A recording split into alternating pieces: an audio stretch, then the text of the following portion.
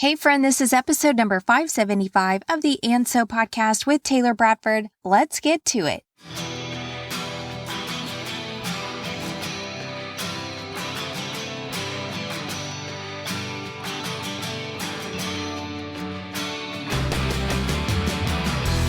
Boss Girl Creative presents And So with Taylor Bradford, business and life musings from a successful serial entrepreneur. Each week, you will hear Taylor spill the tea on all things business, life, relationships, health, and everything in between. But don't worry, each week also includes a business nugget that will help you stay on course. And now a throwback to 3-year-old Taylor who inspired all of this. And so.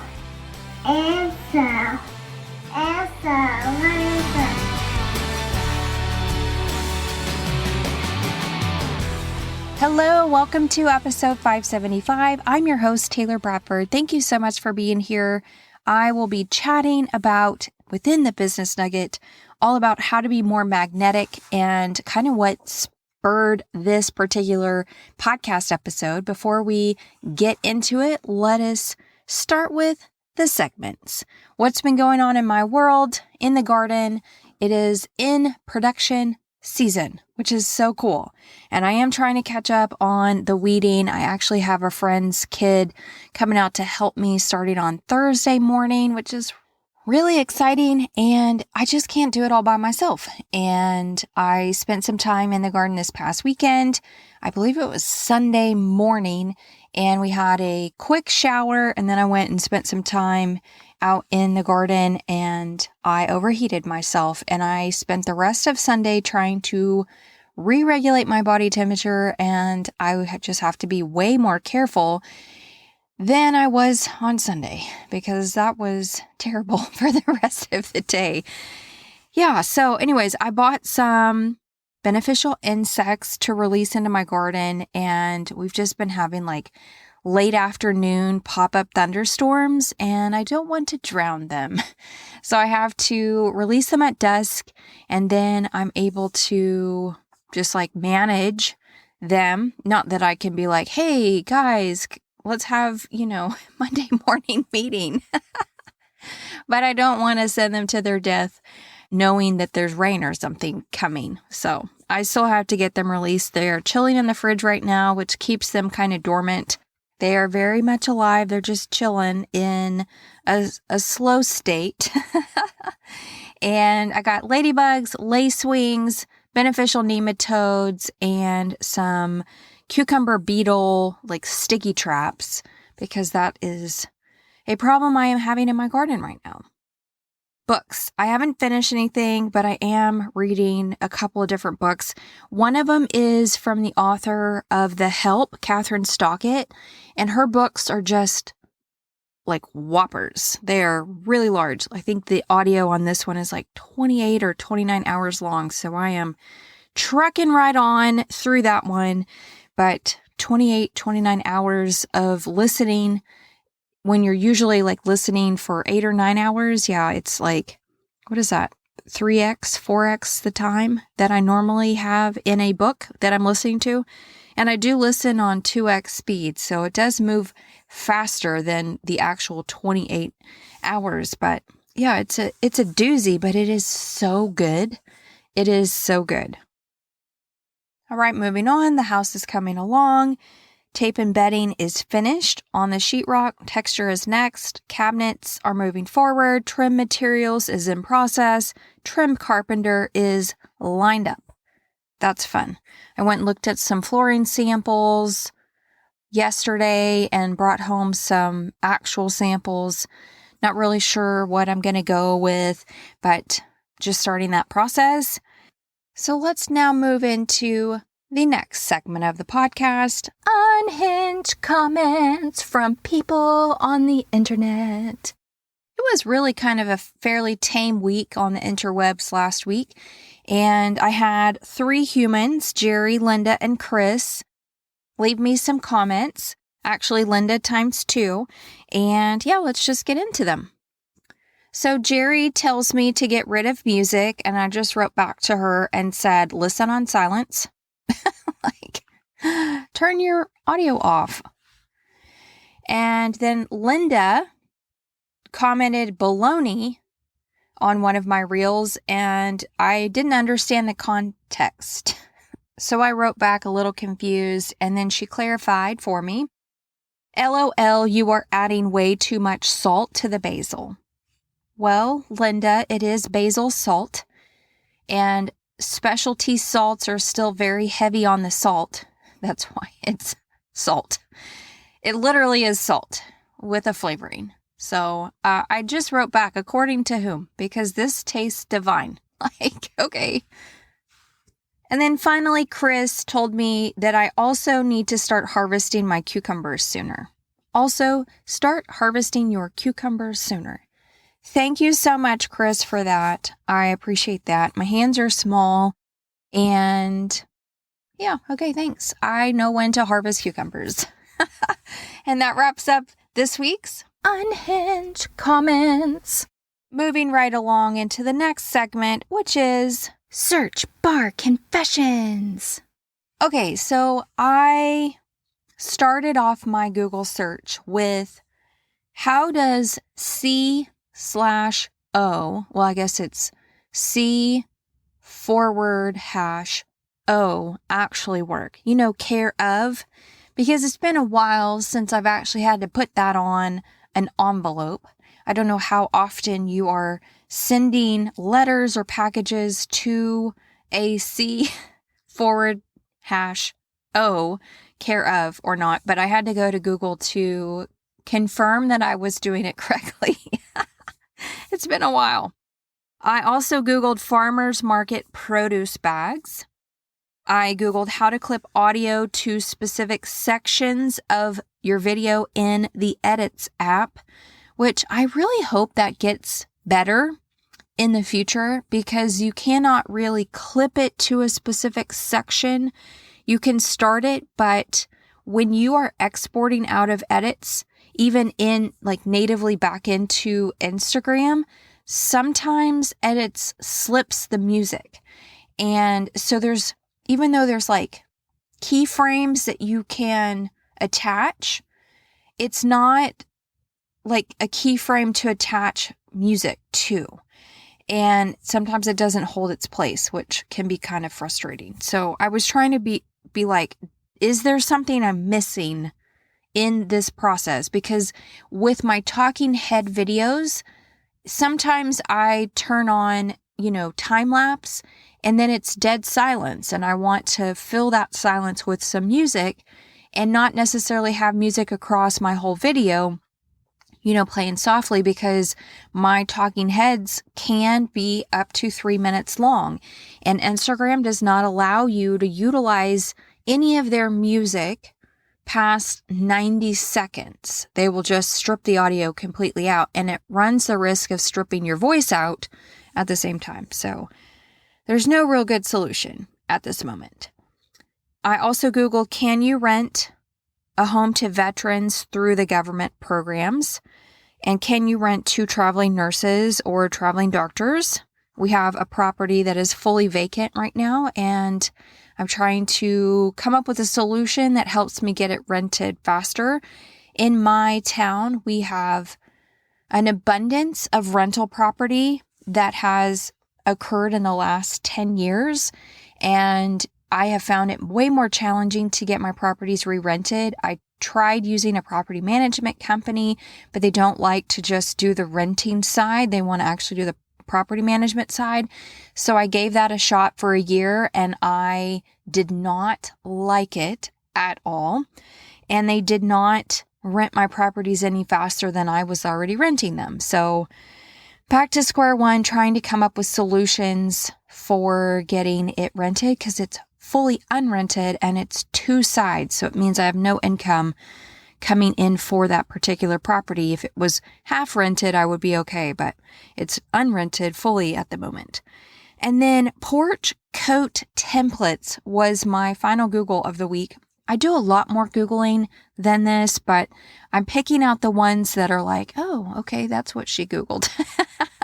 There's a lot of gardening Googling going on. Say that 5 times fast.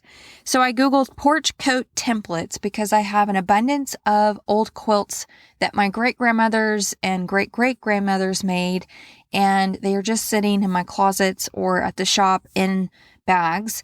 And yeah, I want a porch coat. There's a maker on Instagram that is basically how she built her business. Beautiful porch coats.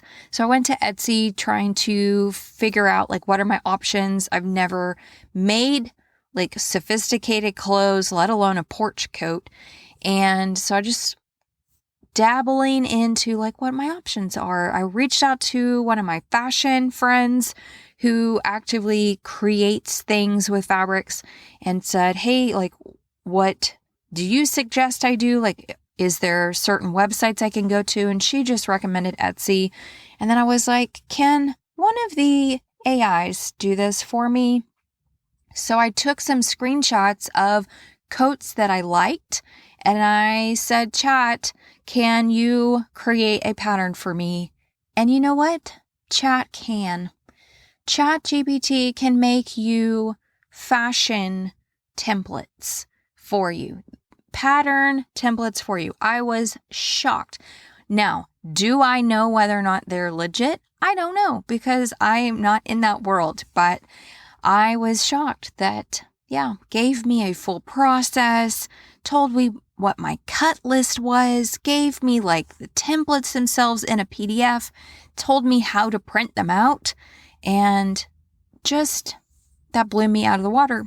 So yes, in case you didn't know, you can go and use one of the GPTs to help you out with porch coat templates or whatever else templates you want to create. And that wraps up this week's Search Bar Confessions. All right, let's get into the business nugget. That's what we're all here for, right? No, I know you're here for those unhinged comments. How to be more magnetic. So I happen to be scrolling Instagram, and one of the people I follow is a garden designer. She is I would say she's a luxury kitchen garden designer. And I think she does other things, but I believe I stumbled upon her a couple years ago in the garden or designing a garden for somebody. And so I have been following her, and she happened to post on her stories this past weekend that she was catching up on things, and she said something was on fire. And I was like, and she tagged the thing that she used the word fire for. And I was like, oh, what is that? And so I clicked on it and found a new to me account.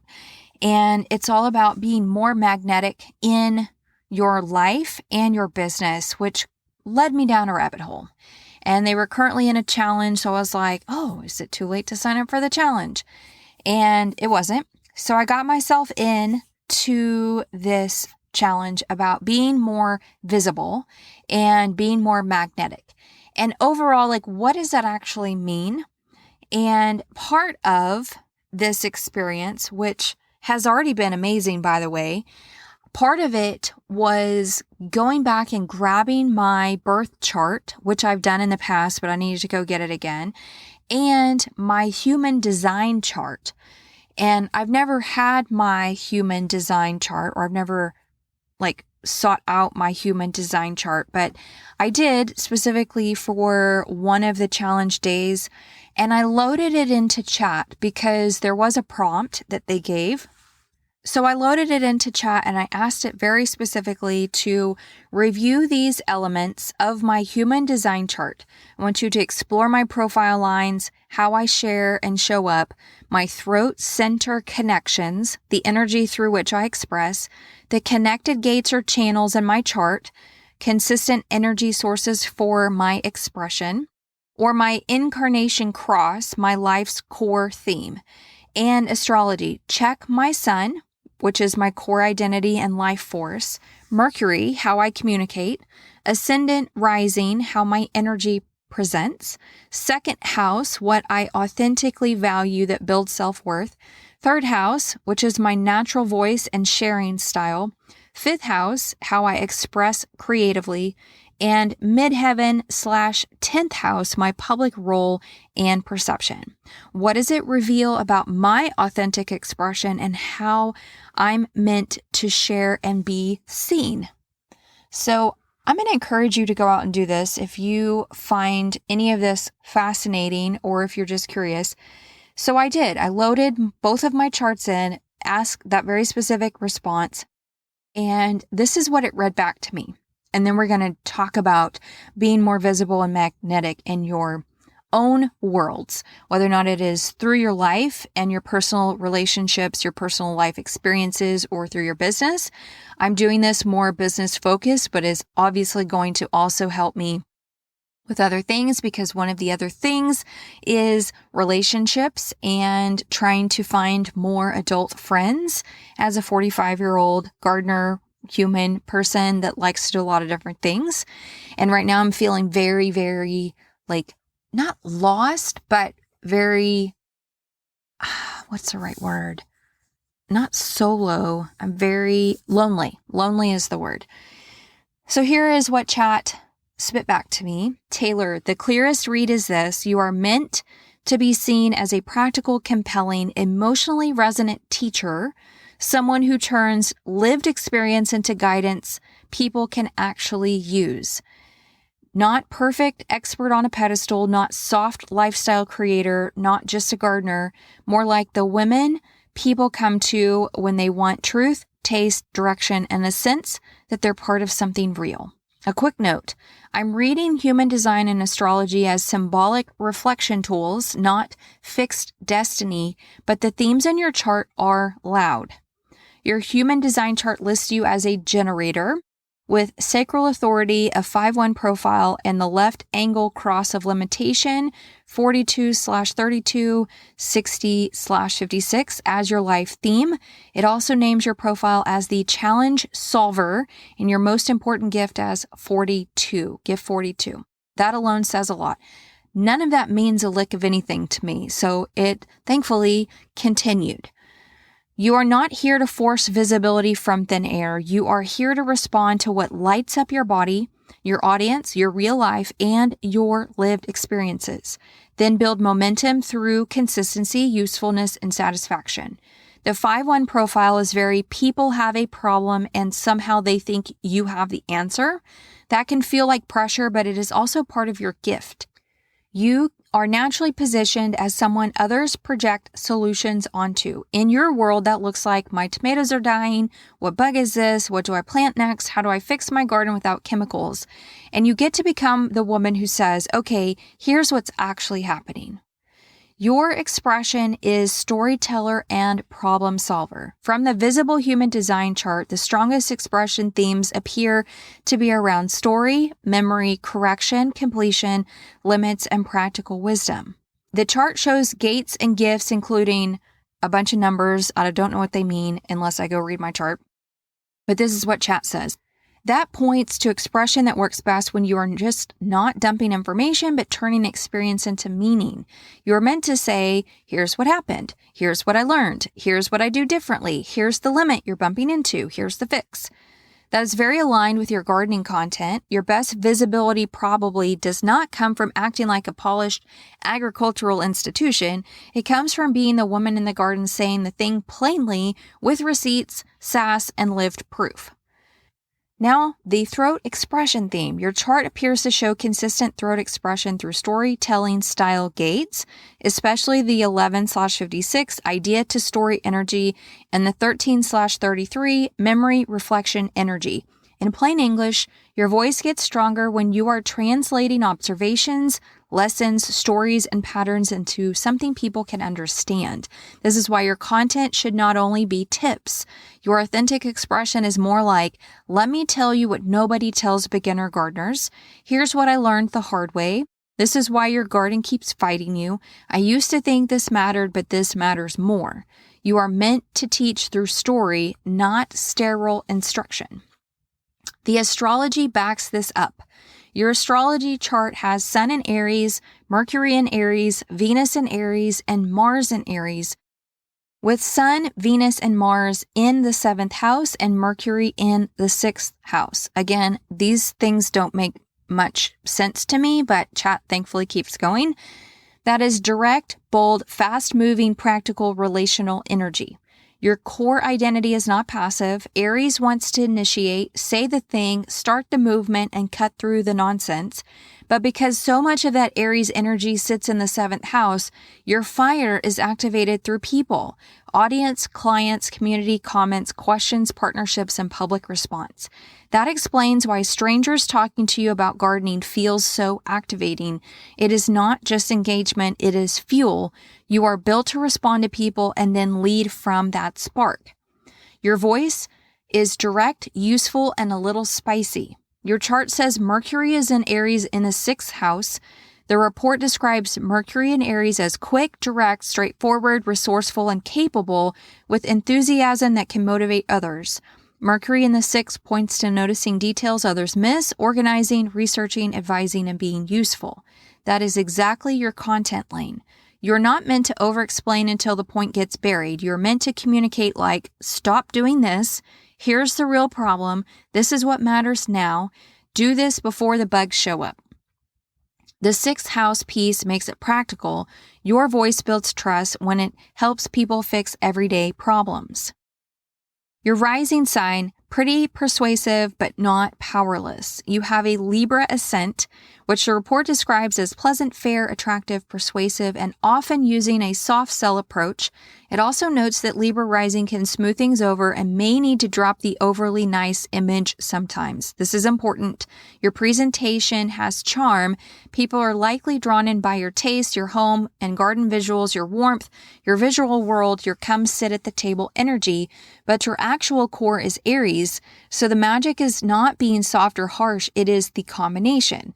Libra opens the door and Aries tells the truth once they walk in. That's your visibility sweet spot.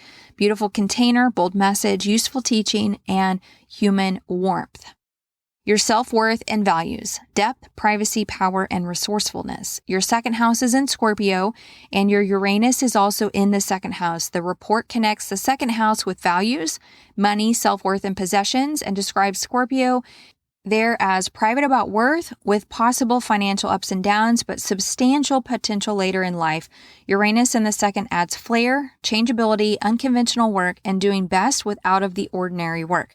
This says your self-worth is not built by being basic, predictable, or easily boxed in.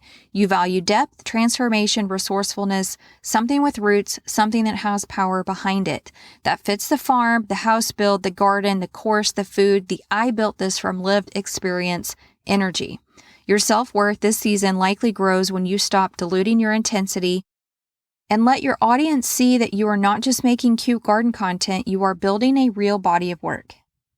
Your natural sharing style, big picture teacher with imagination. Your 3rd house is Sagittarius and Neptune is in the 3rd house. The report describes Sagittarius on the 3rd as intelligent, open, independent, fertile in thought, and connected to study.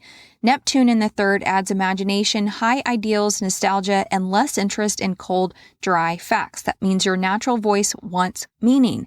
You can teach the practical steps, yes, but the deeper resonance come when you connect the garden to something bigger. Food, belonging, self-sufficiency, family rhythms, beauty, home, legacy, the way we gather, the way we stop outsourcing everything. That is why just garden tips will eventually feel too small. So the report keeps going as chat is working through all of it, but this is what it finally gets to. What this reveals about your authentic expression this season. Direct but beautiful, practical but meaningful, personal but useful, nurturing but authoritative, creative but grounded, public but not performative. The sentence I'd give this season. You are here to become the visible, trusted voice of a grounded, beautiful, useful world where gardening, food, home, and self-sufficiency become a way people come back to themselves. And honestly, your chart points to the same thing your expanders did.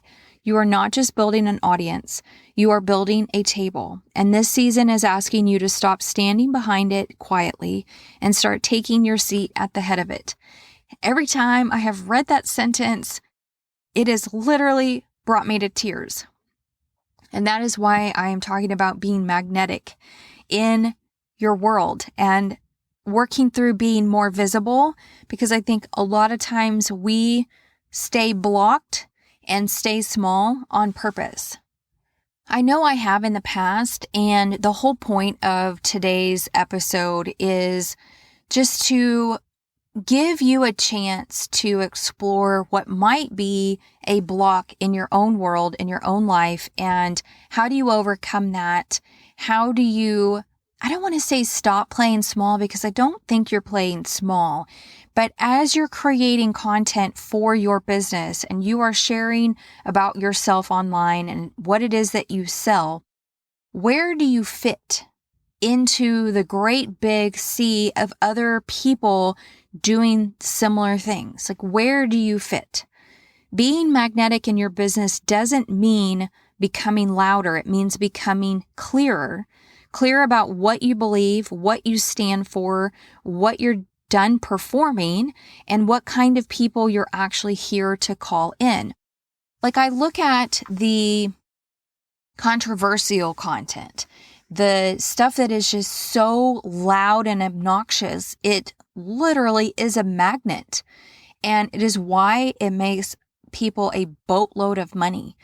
Also, like, if I hear, what this is telling me about my astrology chart and my birth chart, some of those villain hooks that I've been using, it's why they do so well.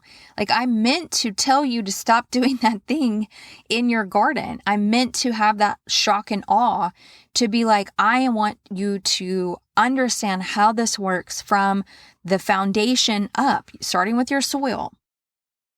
There's a difference between visibility and performance. Visibility says, here's what I see, here's what I'm learning, here's what I believe. Performance says, please validate that I'm doing this correctly. And literally, if you just in it to perform, it's why you see so many people say Instagram's not real. Well, why don't you show the real?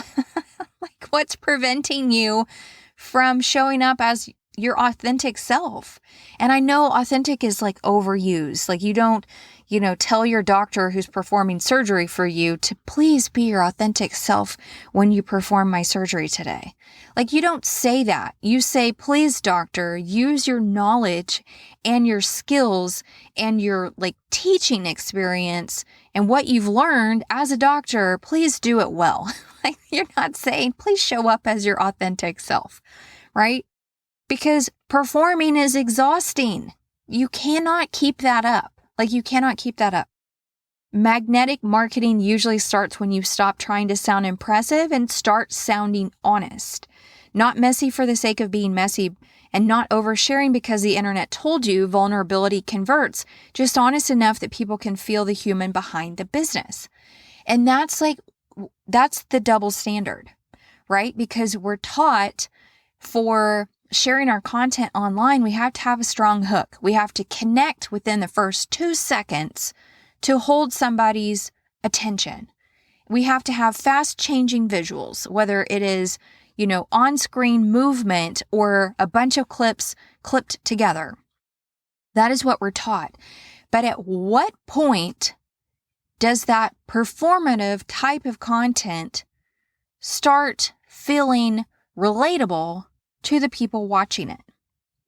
You don't have to conform to be taken seriously. You don't have to flatten your personality, niche yourself into a corner, or repeat language that makes your skin itch just because someone with a ring light and a carousel template said it works. Authentic expression is not just be yourself in the vague, unhelpful way people love to say it on the internet. It's the practice of noticing what is actually true for you, saying it in your own words, and letting that become part of how people experience you and your brand. The more you try to sound like the industry, the less magnetic you actually are.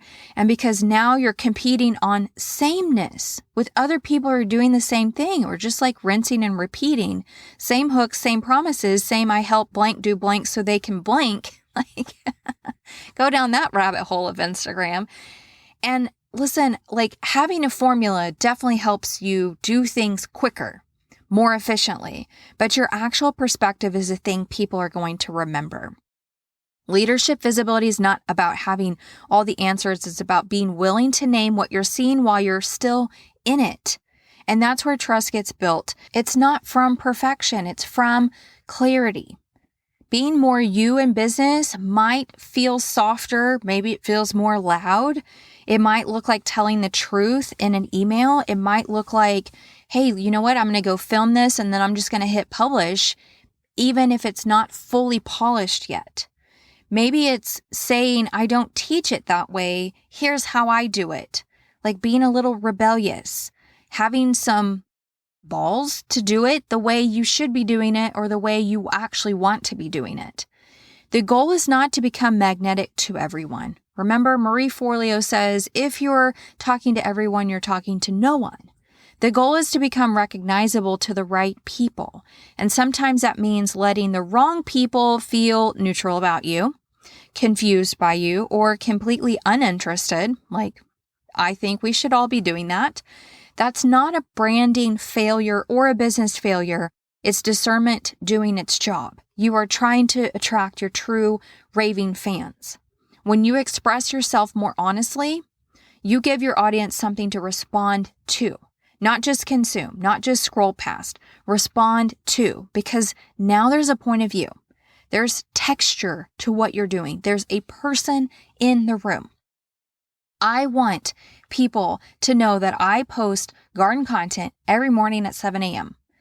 A majority of my content still right now, as of this moment, is solely being seen by non-followers, which is great. It means more people are going to follow me, but I want to train my audience to come back that I need to be the one they are listening to about X, Y, and Z.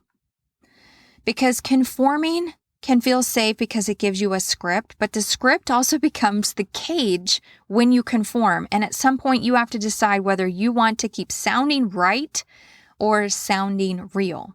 Magnetism comes from alignment plus repetition. Not one brave post, not one compelling story or vulnerable reel, but the steady practice of showing up as the same grounded, thoughtful, real person across all of your content, conversations, offers, etc. They can hear you when they read your stuff. The people who are drawn to you are not just buying your strategy, they're buying your lens, the way you see the problem, the way you make things feel doable again. That is why I love sparking conversations in my DMs. I have had in the last week a handful of people say, I think this might just be a robot, but in the off chance it is actually somebody about to respond to me, and then they tell me their story, and it makes me giddy to be like, yeah, it starts off as a robot, but you are actually talking to the real life human behind the account. And then their reaction to me saying that. It's the reason I feel relationships matter and connections matter with people. Yes, it's a lot of work. It's a lot of work to be in my DMs, but it is where I want to be. If I cannot fully connect to you on socials, I hope I can fully connect to you in my DMs. And I'd love to start testing voice memos to these people. I would love for them to actually hear me. And so that is something else I'm going to be testing soon. Is I have so many people talking to me in my DMs. It's amazing. I love it. It's where I want to be. It's what makes me light up, that it is giving me a spark that I'm meant to be here in this moment, which is the whole purpose of confirming my magnetism and helping me be more magnetic. And I hope this sparks you to think about how you are using magnetism in your own world. How can you attract more people? How can you be more magnetic? How can you authentically, without being, a trend follower, how can you authentically express yourself to attract the people that are going to naturally connect to you? That is my homework for you today. Thank you so much for tuning in to this episode. And until next time, I hope you have a great rest of your week.